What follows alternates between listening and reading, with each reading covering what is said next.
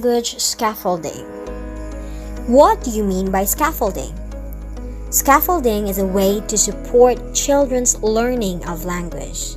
It helps a child move from simple language to more complicated language. Scaffolding language means helping a child learning a new skill by building on skills that they already have. Adults give support by talking to children in different ways. As a child learns the new skill, the adults can reduce the amount of support they give. One of the fundamental notions of this approach is based on the perspective of Vygotsky, which states that what a child can do with assistance today, she will be able to do by herself tomorrow. Scaffolding can be used by all the adults talking to a child, including parents. Providing language support at the right level for a child can really make a difference to their talking and understanding. The aim of using scaffolding is to make language accessible to children and help them move on to the next stage.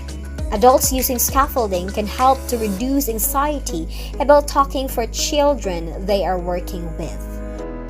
Successful scaffolding relies on you knowing the language level of the child you are working with. Here are some examples of most common scaffolding techniques you might use in your practice. First, repeat what the child had stated the correct way. For example, when the child says tar, you will say, yes, a car. Next, say it again a different way. For example, when the child says milk gone, you say, yes, milk is finished. This helps children learn new words. Another, repeat and extend. For example, when the child says, yes, milk has gone, you say, yes, milk has all gone. You've drunk it all. This helps children learn to speak in longer sentences. Another, pre-teaching vocabulary. It's important to think about your choice of words. For younger children, these will probably be concrete words linked to what you can see or what you are doing and useful for early conversation.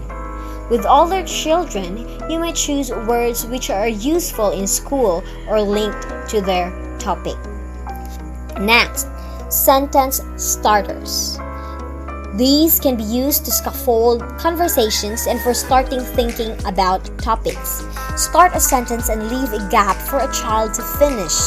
For example, one thing I enjoyed about our school trip was... And then, we let the child state or complete the sentence. So sentence starters can also be great for encouraging quieter children to join in. Next is with the use of questions, especially ones that have no right or wrong answer. For example, what would happen if? Or what do you think he might do? Or what shall we do next? So those are examples of questions that will give the opportunity for the children to answer in their own vocabulary and to communicate their thoughts about what you are asking them. There are different things we need to put in mind or to consider in using scaffolding as an approach to the different settings in the learners. Firstly, we need to remember to think about our own language. Does it match the language level of the child you are talking to? Does the child know and understand the words or the vocabulary you are using? Use straightforward sentences with simple grammar. Perhaps break up information into short segments. For example, so you finished coloring. Now cut, then stick it on the paper. Another to consider is, how fast are you speaking? Think about reducing the speed at which you talk and always try to include pauses. This helps understanding and allows time for information to be processed. Also, we need to think about the age of the child we are working with. What are the skills you'd like them to learn? The environment you're working in. What are the different opportunities there will be to practice or develop their new skills? So we always need to put that in mind. Here are some benefits of scaffolding instruction. First, students experience a supportive learning environment. Students also feel free to ask questions. They provide feedback and support their peers. Teachers become facilitators of knowledge rather than concept experts. Students take a more active role in learning.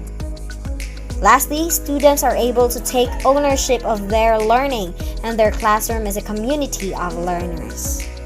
So in a nutshell, this approach enables teachers to provide temporary support that helps students reach higher levels of comprehension and skill acquisition that they would not be able to achieve without assistance. Language scaffolding provides sufficient support to promote learning.